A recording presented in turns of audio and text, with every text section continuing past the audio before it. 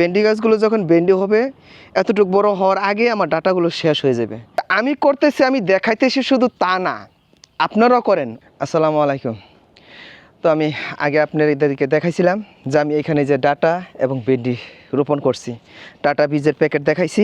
মাশাআল্লাহ খুব সুন্দর ডাটা হয়েছে, উঠতেছে। এটার পাশাপাশি কিন্তু আমি এই যে ভেন্ডি গাছ দূরত্ব রাইখা প্রত্যেক সিরিয়াল বাই লাগানো আছে। এই পরিমাণ ভেন্ডি গাছগুলো হয়েছে, এই পরিমাণ ডাটা হয়েছে। এখন এই ভেন্ডি গাছগুলো যখন ভেন্ডি হবে এতটুকু বড় হওয়ার আগে আমার ডাটাগুলো শেষ হয়ে যাবে। তো শেষ হয়ে গেলে আমার এটা একটা বেশি ইনকাম হয়ে গেল। আমার অ্যাকচুয়ালি ভেন্ডি থেকে যাবে, ডাটাগুলো তোলা হয়ে যাবে। তো ডাটাগুলো তো আমি বেশ মোটামুটি ভালো টাকা পাওয়ার আশা করতেছি আর কি।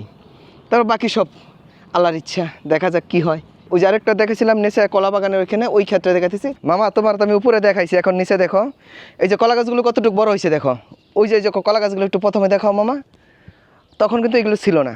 এরপর তখন আমি কিন্তু বীজ ফেলাইছিলাম, এই যে এখন দেখো ডাটা কত বড় হয়েছে।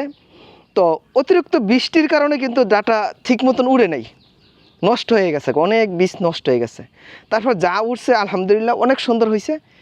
আমার এই কলা গাছ হওয়ার আগে এই বীজ ডাটাগুলো আমি সংরক্ষণ করতে পারবো, মোটামুটি বড় করতে পারবো আর কি। আরেকটা উদ্দেশ্য হয়েছে সবার কাছে যে আমি করতেছি, আমি দেখাইতেছি শুধু তা না, আপনারাও করেন, অল্প জমিতেই করেন।